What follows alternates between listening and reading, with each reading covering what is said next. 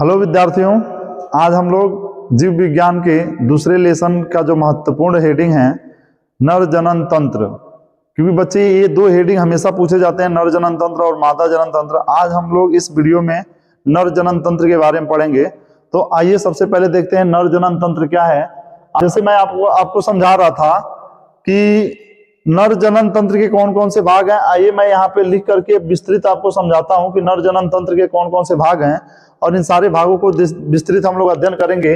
तो बच्चे आप जानते हैं नर जनन तंत्र जो होता है जिसमें नर जनन अंग आपस में मिलते हैं तो नर जनन तंत्र का निर्माण करते हैं। बहुत सारे नर जनन अंग आपस में मिल जाएंगे तो नर जनन तंत्र बनेंगे, जिसमें हमारा पहला है वृषण। पहला क्या है? वृषण, टेस्टिस। टेस्टिस पहला वृषण है। दूसरा है अधिवृषण, दूसरा है अधिवृषण। तीसरा है शुक्रवाहिनी, शुक्रवाहिनी। और बच्चे चौथा है मूत्र मार्ग, मूत्र मार्ग। ठीक। और बच्चे पांचवा है शिश्न, शिश्न।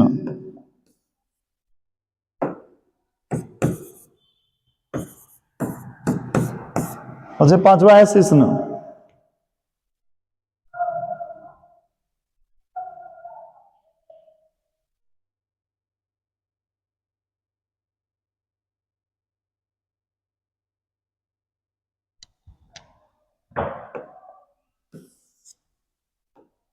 चौथा है मूत्रमार्ग और पांचवा है शिश्न,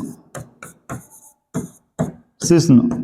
तो बच्चे ये ज्यादा इंपॉर्टेंट हमारे पांचों जनन अंग हैं, जिसे हम कहते हैं टेस्टिस। दूसरा है अधिवृषण, जिसे एपिडिडाइमिस कहते हैं, इसको वास डिफरेंस कहते हैं, इसे यूरिथ्रा कहते हैं और इसे पेनिस कहते हैं। अब इसके बाद एक आ जाता है जिसे हम कहते हैं सहायक, सहायक जनन ग्रंथियां, सहायक जनन ग्रंथियां। बच्चे ये भी जान लेंगे, इंपॉर्टेंट है सहायक जनन ग्रंथियां। तो पहली सहायक जनन ग्रंथि है, पहली ग्रंथि है एक जोड़ी, एक जोड़ी शुक्राशय, शुक्राशय।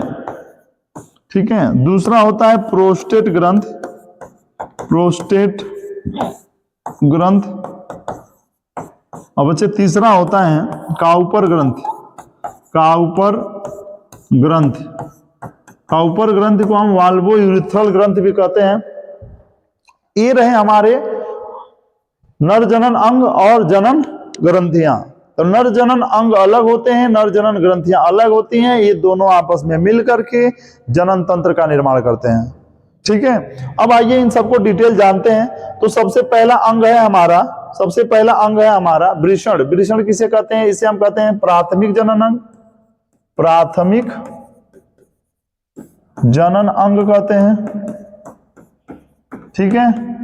और बच्चे ये सब मिल करके हमारी बनाते हैं द्वितीयक जनन अंग, द्वितीयक जनन, जनन अंग, द्वितीयक जनन अंग, सेकेंडरी सेक्स ऑर्गन। ठीक है।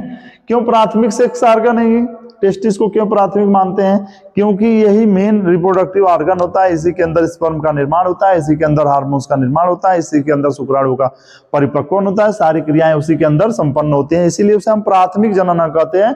और ये सभी सहायक जनन अंग है, ठीक है, या द्वितीयक जनन अंग है जो वृषण की सहायता करते हैं। तो आइए सबसे पहले जानते हैं नर जनन तंत्र। तो नर जनन तंत्र में आपको हमने एक फिगर दिखाया है। बच्चे आपको फिगर की बात कर रहा था, ये नर जनन तंत्र के कौन कौन से हिस्से हैं मैं इनको डिटेल बता रहा हूं, तब समझ में आएगा, फिर उसके बाद से उसको डिटेल चर्चा कर लेंगे। ये नर जनन तंत्र का एक एलएस सेक्शन है, एलएस काट है, जिसमें बच्चे ये होता है हमारा टेस्टिस। और टेस्टिस एक त्वचा जैसी संरचना होती है जिसके अंदर ये पैक रहता है, एक त्वचा जैसी संरचना होती है जिसके अंदर ये पैक रहता है, जिसे हम कहते हैं वृषण कोश, जिसे हम कहते हैं वृषण कोश। और वृषण कोश को स्क्रोटम कहते हैं। इसमें छोटे छोटे हेयर्स जैसी संरचनाएं होती हैं। ठीक है। हेयर्स जैसी संरचनाएं होती हैं और ये वृषण शरीर से बाहर लटका रहता है। दोनों जांघों के बीच में दो अंडाकार संरचनाएं होती हैं जिसे हम वृषण कहते हैं, और वृषण कोश के अंदर बंद रहता है। चूंकि इसका तापमान शरीर के तापमान से 2 से 3 डिग्री सेल्सियस कम होता है, इसीलिए ये शरीर से बाहर होता है और इसका तापमान नियंत्रित रहता है। क्योंकि शरीर का तापमान होता है 37 डिग्री सेल्सियस और वृषण का तापमान होता है 34 या 35 डिग्री सेल्सियस। क्योंकि शुक्राणु का जब निर्माण वृषण में होता है तो शुक्राणु के लिए टेम्परेचर शरीर के टेम्परेचर से कम चाहिए, इसीलिए वृषण शरीर के बाहर स्थित होता है। और वृषण के अंदर ही शुक्राणु का निर्माण होता है। तो जब किसी पुरुष की आयु 13 से 14 वर्ष हो जाती है, 13 से 14 वर्ष हो जाती है, तो इसके अंदर शुक्राणु बनने शुरू हो जाते हैं। इसके अंदर शुक्राणु का निर्माण शुरू हो जाता है, स्पर्म का निर्माण शुरू हो जाता है बच्चे, और इसलिए ये ज्यादा इंपॉर्टेंट हो जाता है। साथ ही साथ इसमें 2 नर हार्मोन्स बनते हैं, नर हार्मोन्स जिसे हम कहते हैं टेस्टोस्टेरॉन, ठीक। और दूसरा एक हार्मोन्स होता है जिसे हम कहते हैं एंड्रोजन। तो बच्चे ये दोनों पुरुष हार्मोन्स हैं जो पुरुषों में जितने भी लैंगिक लक्षण होते हैं, जैसे दाढ़ी मूछ का जमना, शरीर का लंबा होना, शरीर का गठीला होना, चौड़ा होना, या कुछ मनोवैज्ञानिक परिवर्तन, आवाज का भारी होना, ये सारे इसमें बने हुए हार्मोन्स की वजह से होता है, ठीक है। तो वृषण हमारे लिए बहुत ज्यादा इंपॉर्टेंट है। उसके बाद से वृषण में एक पतली पतली नली होती है जिसे हम कहते हैं अधिवृषण, और अधिवृषण के अंदर ही शुक्राणु का परिपक्वन होता है। जब शुक्राणु वृषण में बन जाते हैं तो वह आके चले जाते हैं अधिवृषण में, और अधिवृषण में ही उनका परिपक्वन होता है, मैचुरेशन होता है। फिर वह शुक्राणु चले जाते हैं किसमें, शुक्रवाहिनी के द्वारा होते होते चले जाते हैं सेमिनल वेसिकल्स में, शुक्राशय में, और शुक्राशय के अंदर ही वीर्य का निर्माण होता है, और उसी वीर्य के अंदर शुक्राणु रहते हैं, एक्टिव रहते हैं। और जब मैथुन की क्रिया होती है, कपुलेशन की प्रोसेस होती है, तो यहाँ से स्पर्म निकल करके वीर्य के द्वारा शरीर से बाहर आते हैं, ठीक है। ये प्रोसेस होता है पुरुषों में। इसके लिए कई सहायक जनन अंग होते हैं। यहाँ पे होता है प्रोस्टेट ग्रंथ, और प्रोस्टेट ग्रंथ से ही भी 25% वीर्य का निर्माण होता है, यानी 65% वीर्य किससे बनता है, 65% वीर्य का निर्माण होता है शुक्राशय से, और 25% वीर्य का निर्माण होता है प्रोस्टेट ग्रंथ से, ठीक है। और उसमें बहुत सारे एनर्जी वाले प्रोडक्ट होते हैं जो शुक्राणुओं को पोषण और भोजन देने का कार्य करते हैं, ठीक है।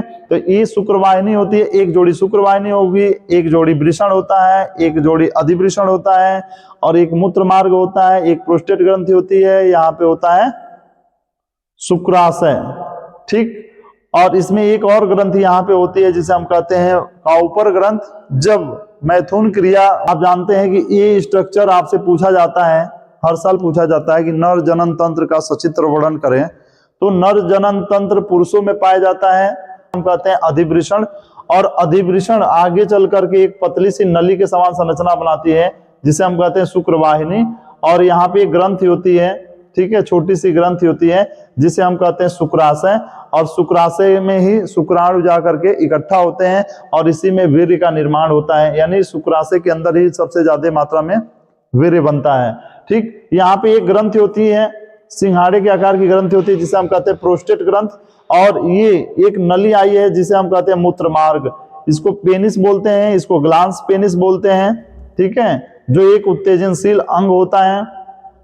और ये हमारा यूरिनरी ब्लैडर होता है जिसे हम मूत्राशय कहते हैं। तो मूत्राशय और शुक्र मतलब एक ही रास्ते से निकलते हैं पुरुषों में, ठीक है। तो ये एक ही रास्ता होता है जिसके द्वारा बाहर यूरिन और सीमेन दोनों बाहर आते हैं, ठीक।